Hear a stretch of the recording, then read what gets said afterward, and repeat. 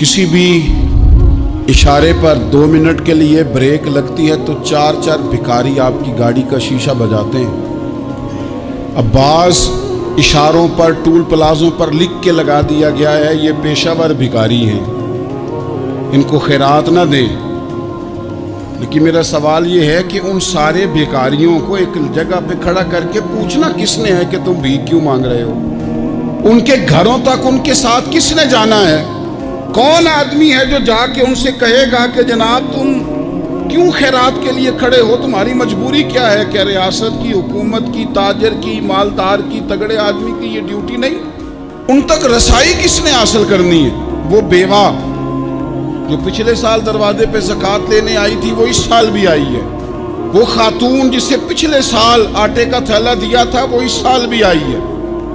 वो खातून जो पिछले साल 4 बच्चों को साथ लेकर के छोटों को आई थी वो आज भी उसी तरह कशकोले तलब दराज किए हुए है।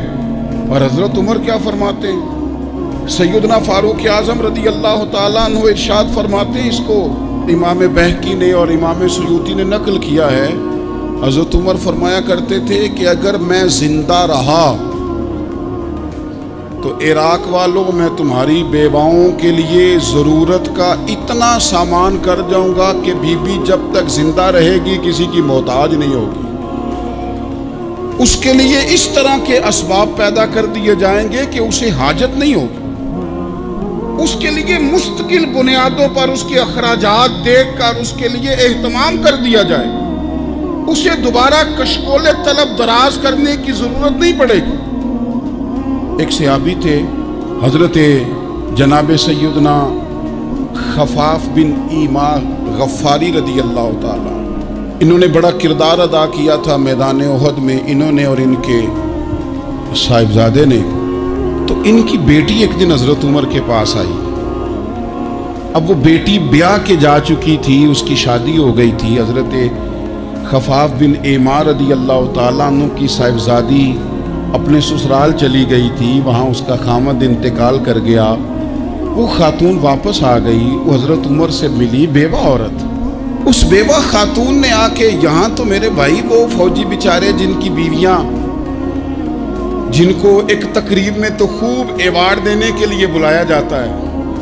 मैंने यतीमी का वक्त गुजारा है, मुझे पता है कि 2-4 महीने लोग आके कहते हैं कोई हुक्म होया तो दस आ जाए। फिर जब 1 साल गुजर जाता है तो फिर लोग कहते हैं 4 भरा ने काम क्यों नहीं करते? तो ऐसे तो नहीं ना कि अब्बा ऐसे ही चला गया था, बड़ा कुछ दे के गया है, किधर है फलानी चीज़? लोगों का नज़रिया थोड़े अरसे के बाद और हो जाता है। आपने बड़े बड़े शुहदा के घरों में एवार्ड तो दिए, क्या कभी आपने पलट कर दोबारा गौर किया कि उनके बच्चे कहाँ हैं? उनकी बेवा किस हाल में है? वो जमाने की तेज धूप और तेज आंधी का मुकाबला कैसे कर रहे हैं? बगैर बाप के जो इंसान को खुले आसमान तले वक्त गुजारना पड़ता है वो कितना को मुश्किल होता है। वो किस तरह टाइम गुजार रहे हैं ये कभी सोचा लोगों ने? यहाँ तो निरंगी सियासत दौरान तो देखिए मंजिल उन्हें मिली है जो शरीके सफर न थे, जो निकले ही नहीं थे वो मंजिल तक पहुंच गए, और जिन्होंने जवानियां गुजार दी वो रास्ते में रह गए।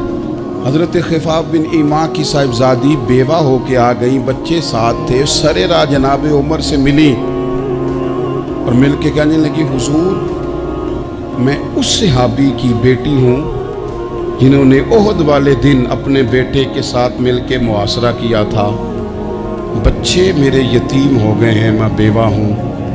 हज़रत फारूक आज़म रदी अल्लाह ताला अन्हु ने फहरिस्त नहीं मांगी, खर्चे की डिटेल नहीं मांगी, तुम आना फलाने से मिलना, परसों 9 बजे आ जाना दफ्तर, ये कोई बात नहीं की। हज़रत उमर गौर से खड़े, उस बेटी की बात सुनी, छम छम सैयदना फारूक की आंखों से आंसू गिरे, दौड़ के घर गए, एक ऊँट निकाला, वहाँ से माले गनीमत का माल के भर के 2 बोरियां, और बोरियों में क्या था?